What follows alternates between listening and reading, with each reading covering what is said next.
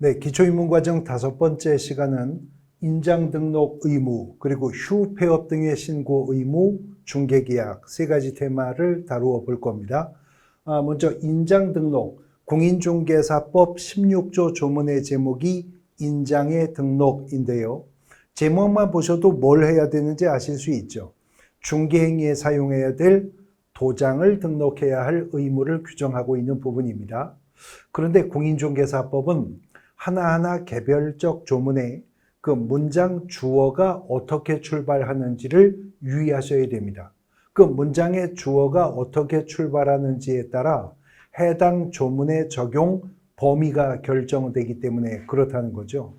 어떤 조문은요, 개업공인중개사는 어쩌고 저쩌고 이렇게 출발하는 조문이 있어요. 그러면 이 조문은 개업공인중개사에게만 적용되는 조문이겠죠. 그러나 개업공인중개사라면 종별이 무엇이든 관계없이 공통 적용되는 조문이 될 겁니다. 그런데요, 어떤 조문은 개업공인중개사 및 소속공인중개사는 이렇게 출발하는 조문이 있어요. 오늘 이제 우리가 이 시간에 공부할 인장 등록 의무가 지금 그렇게 출발하고 있다는 걸 알 수 있죠. 개업공인중개사 및 소속공인중개사는. 그럼 이렇게 출발하는 조문은 해당 조문의 적용 대상이 개업공인중개사와 고용인 중에 공인중개사 자격이 있어서 업무를 수행도 할 수 있다고 한 고용인인 소속공인중개사까지 해당 조문의 적용 대상이 되겠죠. 그러나 공인중개사가 아니어서 단순한 업무만 보조할 수 있는 중개보조원은 적용이 없을 겁니다. 그런데 어떤 조문은요, 개업공인중개사, 소속공인중개사, 중개보조원, 법인인 개업공인중개사의 임원 또는 사원 모두에게 이 조문을 포괄적으로 적용해야 하겠다 하는 조문도 있겠잖아요. 근데 그럴 때마다 개업공인중개사, 소속공인중개사, 중개보조원, 법인인 개업공인중개사의 임원 또는 사원은 이렇게 해야 된다. 이렇게 문장을 만들면 누굴 부르다가 지쳐버립니다. 문장의 주어가 너무 길어지잖아요.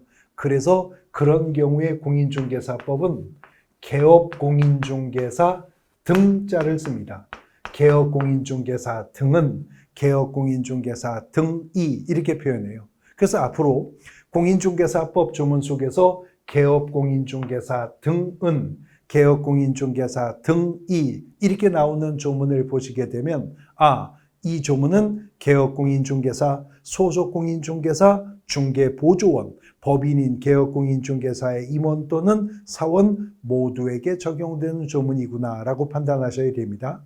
근데 또 거꾸로 범위를 확 좁혀서 그냥 개업공인중개사는이 아니라 법인인 개업공인중개사는 이렇게 나가는 조문도 있습니다. 그러면 해당 조문은 개업공인중개사 중에서도 오직 법인인 개업공인중개사에게만 적용되는 조문이겠죠. 이미 보신 적 있어요? 방금 전 시간에 뭐였었죠? 푼사무소, 법인인 개업공인중개사는 이렇게 나갔으니까 푼사무소는 개업공인중개사 중에서도 오직 법인에게만 적용되는 사안이었었던 거죠. 그런데 이제 지금 우리가 이 시간에 공부하는 인장 등록 의무는 PPT 화면에 나와 있는 바와 같이 개업공인중개사 및 소속공인중개사는 이라고 출발합니다. 그래서 개업공인중개사와 고용인 중 소속공인중개사가 국토교통부령으로 정하는 바에 따라서 중개행위에 사용할 인장을 등록관청에 등록을 하여야 한다는 것이죠. 국토부령이 정하는 바에 따라서 인장을 등록해야 한다라고 하는 것인데 개업공인중개사와 소속공인중개사가 인장 등록하는 시기는요, 업무를 개시하기 전까지입니다. 업무를 개시하기 전까지 중개행위에 사용할 인장을 등록해야 한다는 거죠. 어차피 업무 개시 전까지는 인장을 등록해야 되기 때문에 대상이 개업공인중개사라면 아예 중개사무소 개설 등록 신청할 때 인장 등록을 함께 할 수도 있답니다. 소속 공인중개사는 이미 배우셨는데 업무를 개시하기 전에 고용신고가 있었어야 된다. 기억나시죠? 그래서 소속 공인중개사는 고용신고할 때 인장등록도 함께 할 수 있습니다. 그러나 의무는 언제까지 하면 된다고요? 업무를 개시하기 전까지는 인장을 등록해야 됩니다. 그리고 그 등록한 인장을 변경한 경우에도 또한 같다. 즉 변경을 했을 때는 또 변경 등록도 해야 된다는 건데 인장을 변경하게 된 원인은 묻지 않습니다. 분실했기 때문이든 인장이 파손되었기 때문이든 아니면 그냥 도장을 단순히 바꾸고 싶은 의도가 있었기 때문이든 개업공인중개사나 소속공인중개사가 인장을 변경을 했다면 변경한 날로부터 7일 이내에는 그 변경된 인장을 등록관청에 등록을 해야 되고 이제 개업공인중개사가 소속공인중개사가 언제까지 인장 등록한다고요? 업무를 개시하기 전까지 인장 등록해야 한다고 했죠. 그리고 업무 개시했다면 거래 계약서든 중개대상물 확인설명서든 중개 업무와 관련하여 날인해야 될 의무가 발생했을 때는 등록한 인장으로 날인해야 됩니다. 막도장 등을 찍으면 안 된다 하는 거죠. 그러면 이들이 이제 어떻게 인장을 등록하느냐, 인장 등록의 방법에 관한 부분인데요. 공인중개사법이 개업공인중개사와 소속공인중개사가 인장 등록해야 한다고 규정했는데 인장을 등록하는 방법은요. 개업공인중개사가 인장을 등록하는가 소속공인중개사가 인장을 등록하는가에 따라 방법을 구분한 것이 아니고 인장을 등록하는 자가 법인이냐 개인이냐에 따라서 인장 등록의 방법을 달리하고 있다는 겁니다. 그래서 법인인 개업공인중개사가 인장 등록하는 방법은 상업등기 규칙에 따라서 신고한 법인의 인장을 등록한다는 거죠. 그러니까 법인이 인장 등록하는 구체적인 절차는 상업등기 규칙에 따르는 법인인감증명서라는 거 있죠. 이 법인인감증명서를 등록관청에 제출하는 방법으로 인장등록 의무 이행을 가름하게 될 것이다 하는 겁니다. 그런데 우리가 방금 전 시간에 봤듯이 법인인 개업공인중개사만은 분사무소라는 걸 둘 수가 있잖아요.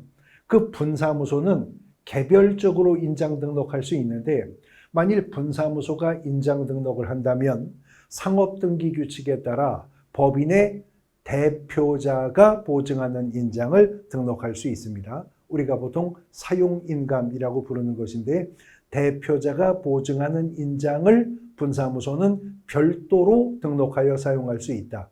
그러면 분사무소는 그 인장 등록을 어디 가서 한다? 방금 전 시간에 들으셨죠? 주된 사무소 소재지 등록관청에 가서 합니다. 분사무소는 설치 신고도 이전 신고도 인장 등록조차도 다 주된 사무소 소재지 등록관청에 가서 합니다. 그 다음 개인이 인장 등록한다면 대상은 3명이겠죠. 공인중개사인 개업공인중개사가 아니면 부칙상의 개업공인중개사가 아니면 소속공인중개사일 겁니다.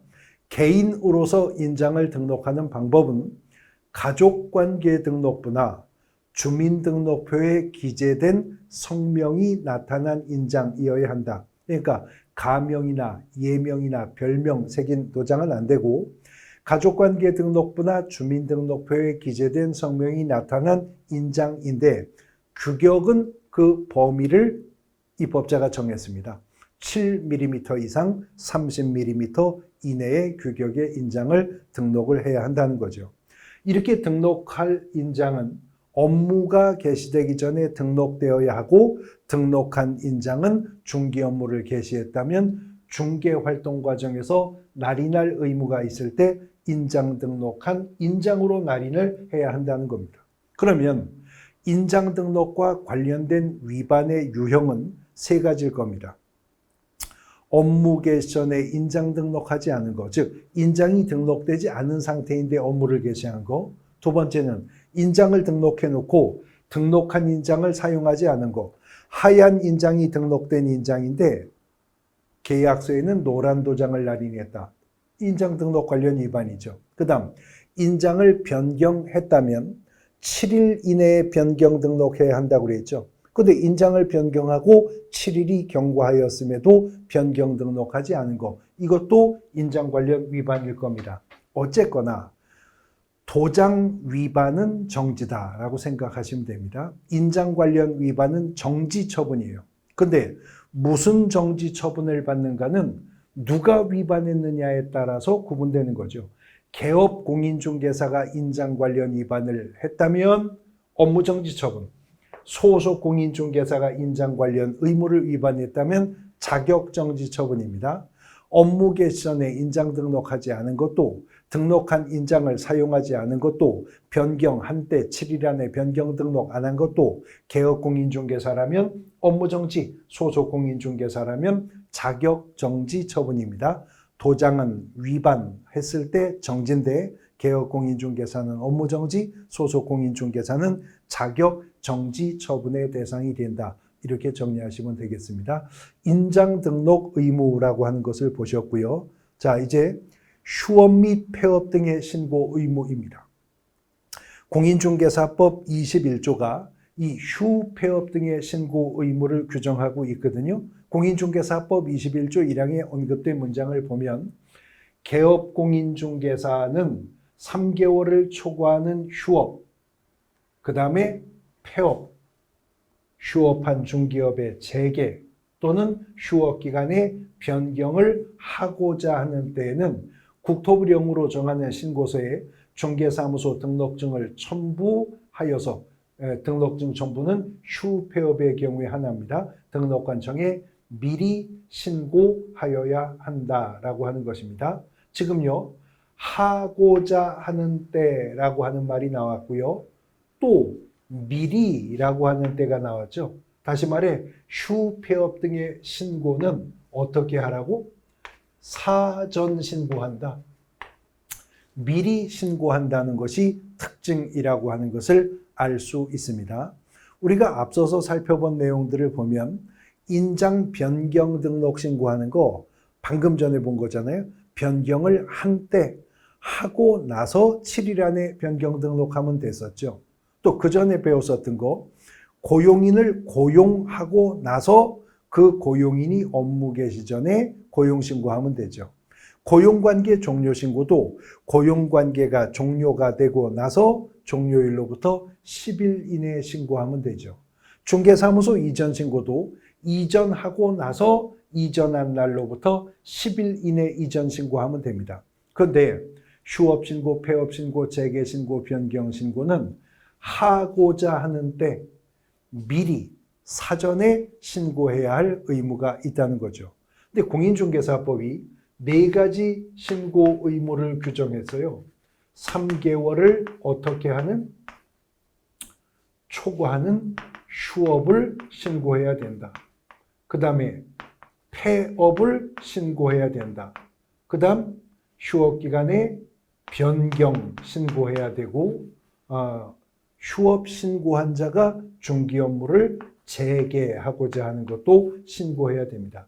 4가지 신고 의무가 모두 다 사전 신고해야 된다는 공통점을 가지고 있는데, 개업 공인중개사가 일정 기간 휴업하고자 한다면 무조건 휴업 신고부터 먼저 해야 된다는 건 아니고 조건이 있죠. 어떤 휴업? 3개월을 초과하는 휴업을 하고자 할 때 그렇다는 겁니다. 그러니까 개업 공인중개사가 휴업한다 하더라도 한두 달 정도 기간을 예정으로 한 휴업이라면 신고 없이 자유롭게 휴업할 수도 있다, 그 말이죠. 그러면 3달은 어떨까요? 더도 말고 덜도 말고 딱 3달을 휴업하고자 한다. 휴업 신고해야 됩니까? 안 해도 되죠. 왜냐하면 초과라고 표현했으니까. 이상이 아니라 예전에 구부동산중개업법은 이상이었는데 초과로 개정을 했거든요. 초과하여 휴업하고자 할 때, 그러니까 딱 3개월 기간을 예정하여 휴업하고자 한다면 그 또한 휴업신고 의무가 없다. 그러나 휴업기간이 3개월을 초과, 경과, 넘어설 것이라면 그때는 미리 휴업신고해야 된다는 거죠. 공인중개사법 시행규칙에 신고서가 있는데 이 네 가지 신고가 다 공통서식을 씁니다. 그래서 해당 신고서에 휴업을 신고할 건지 폐업을 신고할 건지 업무 재개를 신고할 건지 휴업기간의 변경을 신고할 건지 해당 신고사항에 체크하면 돼요. 그런데 3개월을 초과하는 휴업이나 폐업을 신고하고자 할 때에는 신고서에다가 등록증을 첨부하여야 한다는 거죠.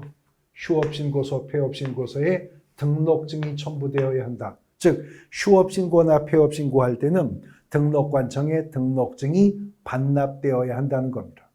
그러면 개업공인중개사가 3개월을 초과해서 휴업하고자 했다면 미리 휴업신고했어야 하고 휴업신고하였다면 신고한 휴업기간 중에는 등록증이 어디가 있죠?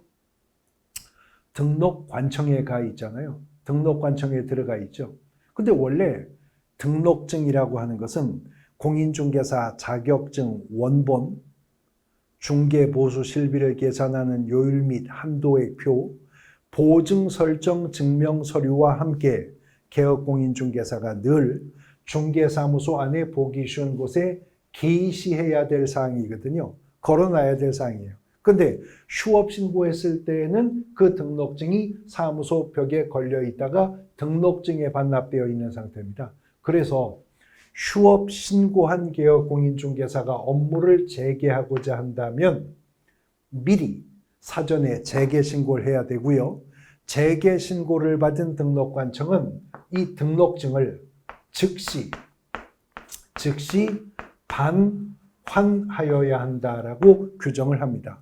등록관청 입장에서 휴업신고 시 휴업신고서와 함께 맡아 보관하고 있던 그 등록증을 즉시 되돌려줘야 한다는 거죠. 재교부가 아니라 맡아 보관하고 있던 등록증을 그대로 되돌려주는 것이기 때문에 반환이라고 하는 표현을 사용하고 있다는 겁니다.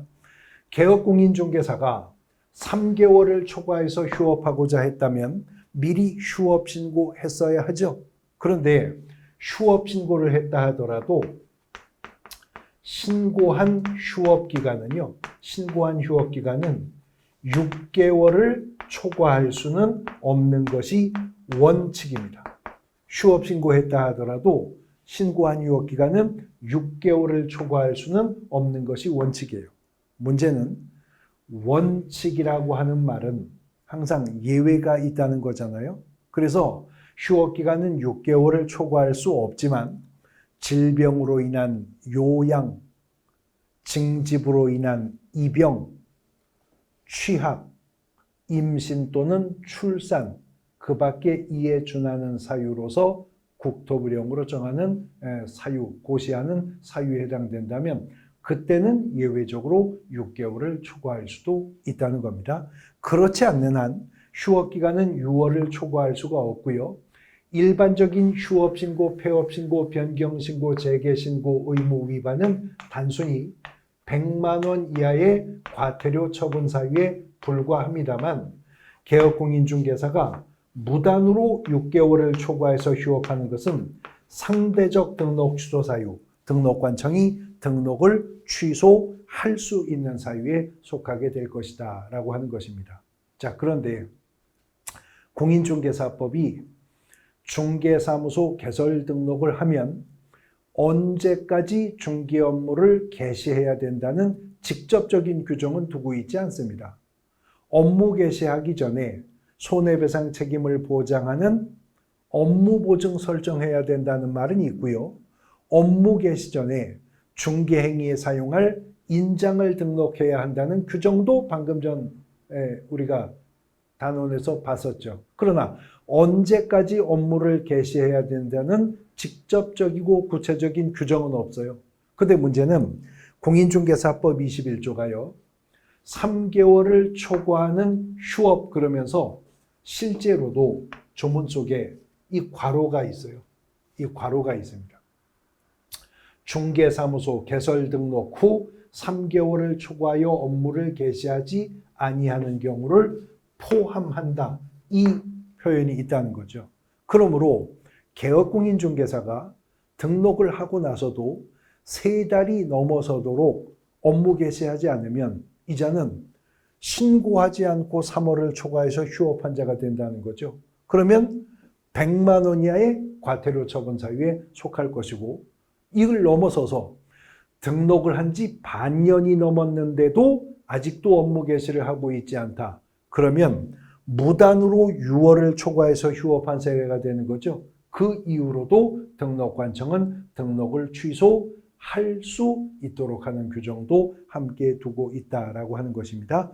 공인중개사 법령이 정한 휴업 및 폐업 등의 신고 의무에 대해서 살펴보셨는데, 근데 문제는 공인중개사법의 관점에서 조명하면 개업공인중개사는 사무소를 두려고 하는 지역을 관할하는 시장, 군수 또는 구청장에게 중개사무소 개설 등록을 한 자가 개업공인중개사인 거잖아요. 그런데 개업공인중개사는 부가가치세법상으로는 또 관할 세무서에서 사업자 등록도 당연히 했겠죠.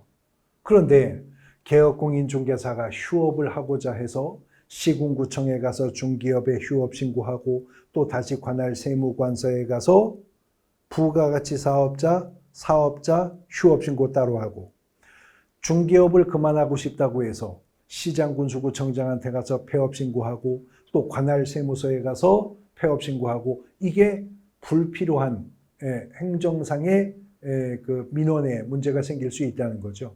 그래서 개업공인중개사가 등록관청에 휴폐업 등의 신고를 할 때 부가가치세법상의 신고도 함께 처리할 수 있는 규정도 공인중개사법은 개정을 통해 도입해 두고 있습니다. 구체적인 절차와 방법 등은 이제 기본 이론 과정에서 우리가 살펴보게 될 부분입니다. 휴업 및 폐업 등의 신고라고 하는 부분 살펴보셨고요.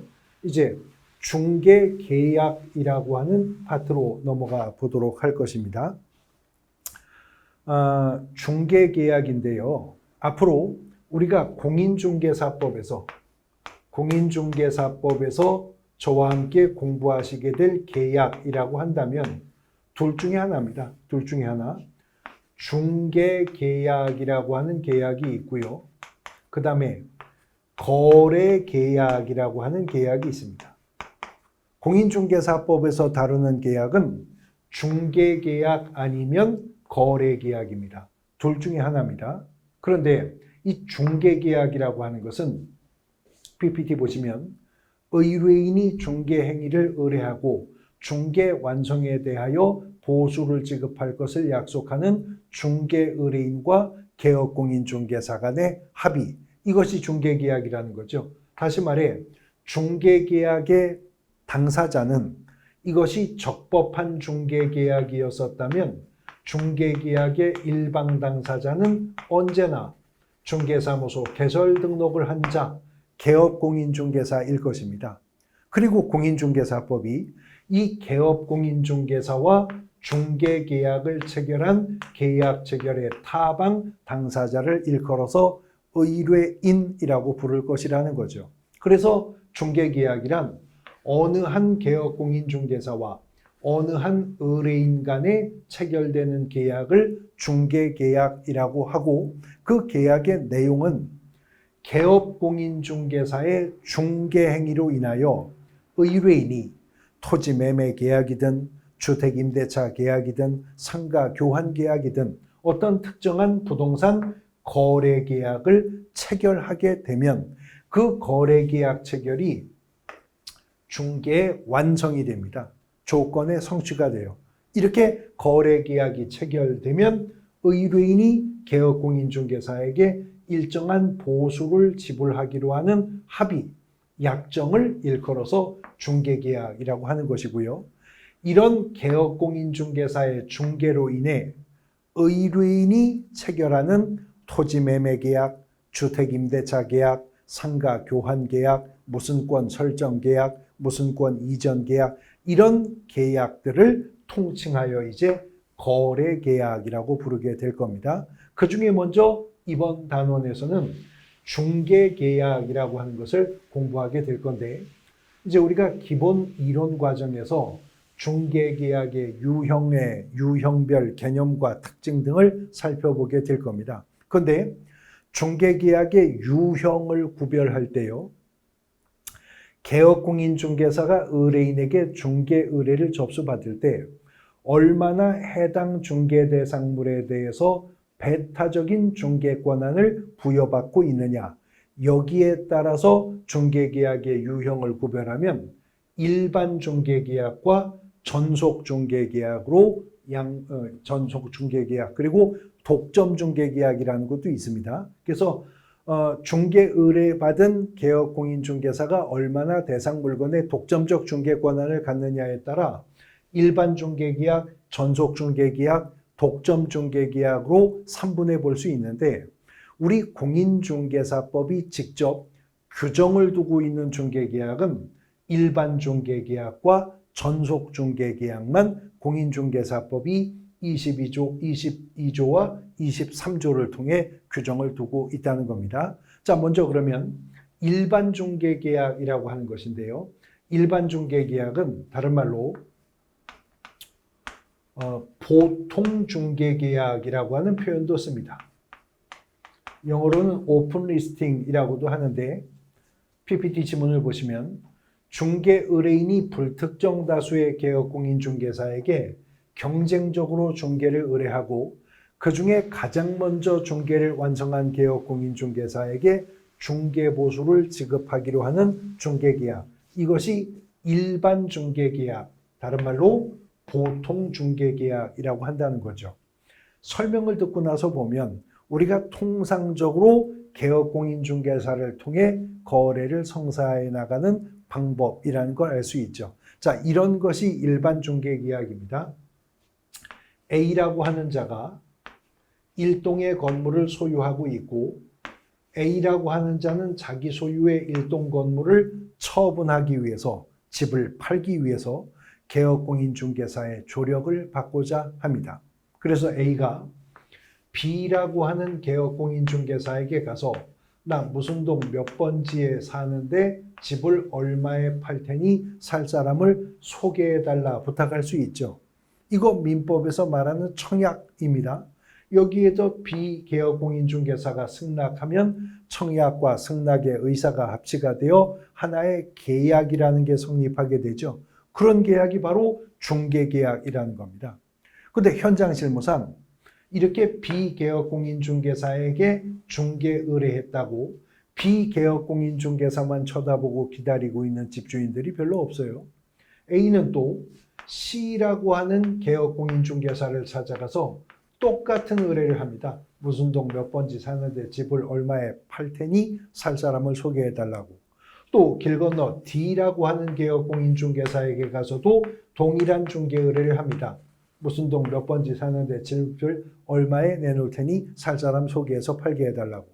이렇게 하나의 물건에 대해서 여러 명의 개업공인중개사들에게 공개적으로 중개 의뢰를 해놓은 A씨는 장차 누구에게 중개보수 복비 줄 거죠? 누구든 상관없습니다. 이 중에 가장 먼저 내가 팔겠다는 가격에 이 집을 살 사람을 찾아 소개해서 매매계약 체결케 해준 그 개업공인중개사에게 중개보수 줄 거잖아요.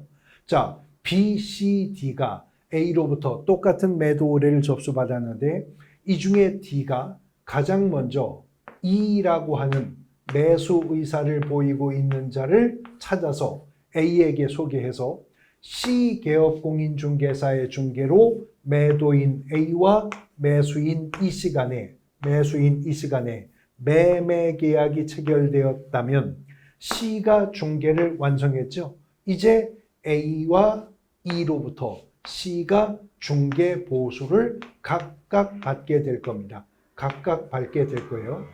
그런데 어쩌면 이 B개업공인중개사가 C개업공인중개사보다도 먼저 A로부터 건물 매도 의뢰 접수를 받았었죠. 중개계약은 B가 C보다 먼저 A와 체결했거든요. 그래도 C가 중개를 완성한 이상 B는 A에게 중개보수 10원도 못 받습니다. 어쩌면 D개업 공인중개사가 C개업 공인중개사보다도 이 집을 살 사람을 찾기 위해서 중개활동 과정에서 더 많은 시간과 노력과 비용을 투입했을 수도 있는 거죠. 그래도 B개업 공인중개사, D개업 공인중개사는 C가 중개를 완성한 이상 A에게 중개보수 10원도 못 받는 겁니다. 이게 일반 중개계약이거든요. 근데 지금 우리나라에서 가장 보편화된 중개 방식이라고요. 문제는 이런 일반 중개계약은 아주 낙후된 중개 방식이기 때문에 개업 공인중개사에게도 의뢰인에게도 상호간에 불리하다는 겁니다. 먼저 개업 공인중개사의 입장에서는 이렇게 일반 중개 의뢰받은 물건은 이 물건은 나만 중개할 수 있다고 하는 배타적인 중개 권한을 부여받고 있는 것이 아니기 때문에 적극적이고 책임 있는 중개 활동을 할 수가 없게 된다는 문제점이 있죠. 또 의뢰인 입장에서는요. 일반 중개계약이 보편화되어 있는 중개시장에서는 여러 개업 공인중개사들을 찾아다녀야 될 불편한 문제가 생길 수가 있습니다. 그리고 대부분 일반 중개계약은 구두상의 합의로 말로 계약을 체결하기 때문에 계약의 조건과 내용이 무엇이었는지가 나중에 입증이 곤란한 문제가 생겨서 법적 분쟁이 발생할 가능성이 높은데 더더군다나 하나의 물건에 대해서 여러 명의 개업 공인중개사와 중복적인 계약을 체결하고 있기 때문에 법적 분쟁이 발생할 가능성은 또 훨씬 높아지는 문제가 생긴다는 거죠. 그래서 이런 일반 중개계약의 문제점을 극복하려면 부동산 중개계약이 서면화, 유형화가 정착될 필요가 있겠다. 그리고 보다 개업 공인중개사가 적극적이고 책임 있는 중개 활동을 기대할 수 있는 중개계약 제도가 도입이 되어야 되겠다. 그래서 1983년에 부동산 중개업법이 4차 개정할 때 선진중개제도로 도입한 중개계약이 바로 전속중개계약입니다. 우리가 전속 모델, 전속 탤런트 말할 때 그 전속의 개념입니다. 그러면 전속중개계약은 무엇이냐? 전속중개계약이란 중개 의뢰인이 중개대상물의 중개를 의뢰하는 경우에 특정한 개업공인중개사를 정하고 그 개업공인중개사에 한정하여 해당 중개대상물을 중개하도록 하는 계약. 이게 전속중개계약이라는 거죠. 의뢰인이 어느 한 개업공인중개사를 딱 찍어서 당신만 내 물건을 배타적으로 중개할 수 있는 권한을 부여하겠다 하여 체결하는 계약이 전속중개계약이랍니다.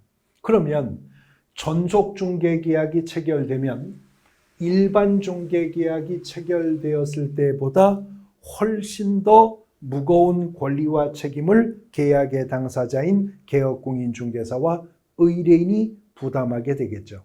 그래서 전속중개계약도 중개계약이고요. 중개계약도 큰 틀에선 하나의 계약인데 계약이란 청약과 승낙의 자유로운 의사표시의 합치를 계약이라고 하죠. 그러므로 원칙적으로는 계약의 내용 결정의 자유, 형식의 자유가 계약 당사자에게 보장됩니다. 그러나 그거보다도 먼저 계약의 체결의 자유가 인정되어야 되죠. 그러니까 중개계약을 체결할 거냐 말 거냐 개업공인중개사와 의뢰인이 자유로운 의사로 결정할 수 있어요. 또 중개계약을 체결한다 하더라도 전속 중개계약을 체결할 것이냐 일반 중개계약을 체결할 것이냐 개업공인중개사와 의뢰인이 자유롭게 선택할 수 있다는 겁니다. 그러나 만일 개업공인중개사와 의뢰인이 자유로운 의사의 합치의 결과로 전속중개계약을 체결했다면 이제 전속중개계약을 체결한 개업공인중개사와 전속중개계약을 체결한 의뢰인은 공인중개사법이 규정한 의무를 부담해야 할 것이다 라고 하는 거죠. 그래서 전속중개계약을 체결한 개업공인중개사는 어떤 의무가 발생하고 전속중개계약을 체결한 의뢰인은 또 어떤 의무가 추가 발생하는지를 살펴보는 것인데, 전속중개계약의 먼저 유효기간은 공인중개사법이 정한 원칙은 3개월입니다. 그러나 유효기간만큼은 개업공인중개사와 의뢰인이 합의한다면 약정으로 달리 정할 수 있고, 언제나 유효기간만큼은 개별 약정이 우선합니다. 그러니까 전속중개계약을 체결하면서 유효기간을 6개월로 하자는 합의가 있었다면 그 전속중개계약의 유효기간은 6개월이요. 1개월로 하자는 합의가 있었다면 그 전속중개계약의 유효기간은 1개월입니다. 그런데 전속중개계약은 체결했는데 유효기간에 관해서는 개업공인중개사와 의뢰인 간의 약정이 없었다면 그때는 그 전속중개계약의 유효기간은 3개월이 될 것이다 라고 하는 것입니다. 자, 전속중개계약을 체결한 개업공인중개사의 의무부터 보면, 첫 번째, 전속중개계약서라고 하는 것이 공인중개사법 시행규칙 별지 서식에 법정서식이 있습니다. 전속중개계약을 체결했다면 그 법정서식인 전속중개계약서를 사용해야 됩니다. 다시 말해 전속중개계약서를 작성해서 전속중개 의뢰한 의뢰인에게 교부하고 개업공인중개사도 3년간은 그 전속중개계약서를 보관해야 된다는 거죠.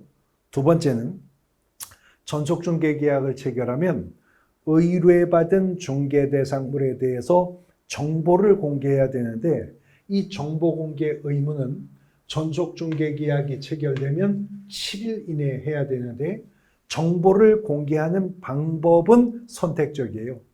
부동산 거래 정보망 또는 일간신문입니다. 또는 일간신문. 그러니까 정보망을 정보 공개를 정보망에 할 것인지 일간신문에 할 것인지는 전속중개계약 체결한 개업공인중개사의 형편과 사정에 따라 판단하고 선택할 수 있는데, 정보망에 하든가 일간신문에 하든가 7일 이내에 정보를 공개해야 될 의무가 전속중개계약을 체결한 개업공인중개사에게는 발생합니다. 단, 전속중개계약을 체결했는데 만약에 의뢰인이 정보를 공개하지 말 것을 요청했다면 의뢰인 입장에서는 정보가 공개되지 않음으로 인해 거래가 지체되는 것은 스스로 감수하겠다는 의도가 있는 거죠.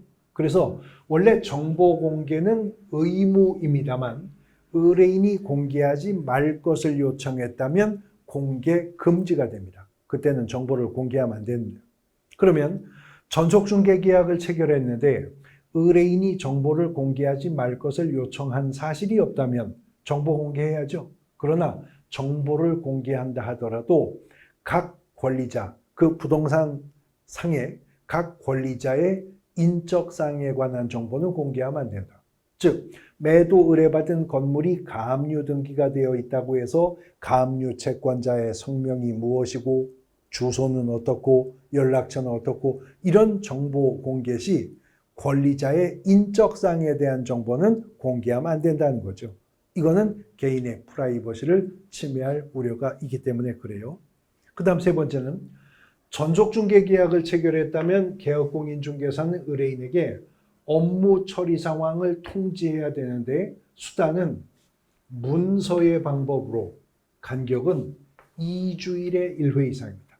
2주일에 1회 이상 문서의 방법을 통해 업무 처리 상황을 통보해 주어야 한다는 겁니다.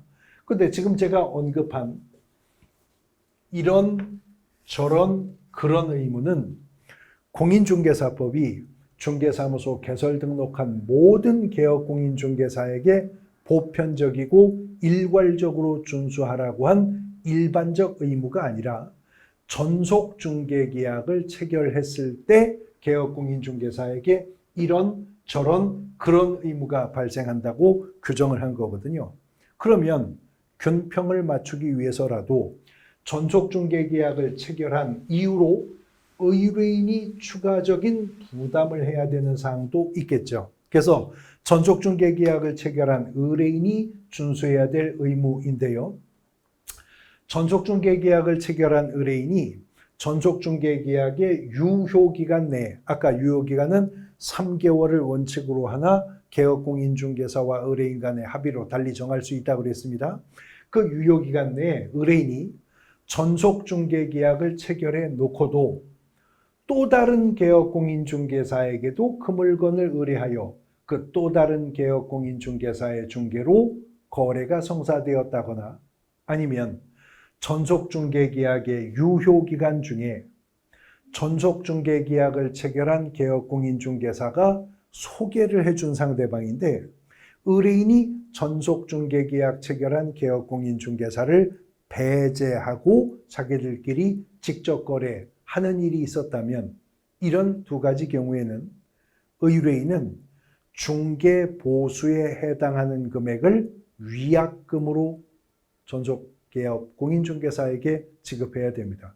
그러니까 금액은 중개보수랑 똑같은 금액을 주는데 단지 명목은 중개보수가 아니라 위약금으로 지급을 할 거라는 거죠.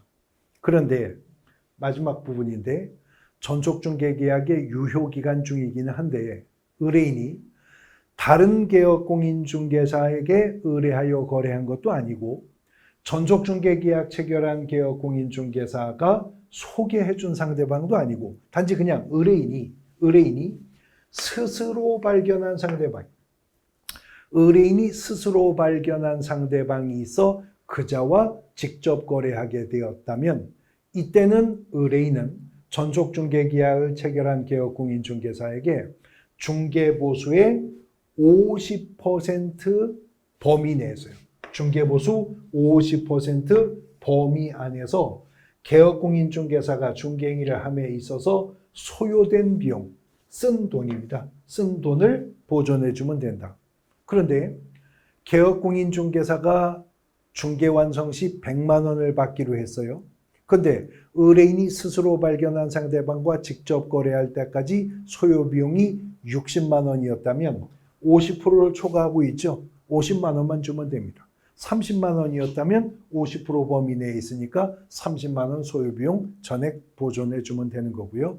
중개보수 50% 범위 내에서의 소요비용을 보존해 주면 된다는 거죠. 그래서 전속중개계약을 체결했다면 개업공인중개사와 의뢰인 간에는 상호 이런 의무 부담이 발생할 것이고 그렇기 때문에 이런 의무 부담 때문에 전속중개계약이 정착이 되면 개업공인중개사는 적극적이고 책임중개를 할 수가 있게 되고 중개계약이 서면화, 유령화가 정착될 것이라고 입법자는 판단을 한 거죠.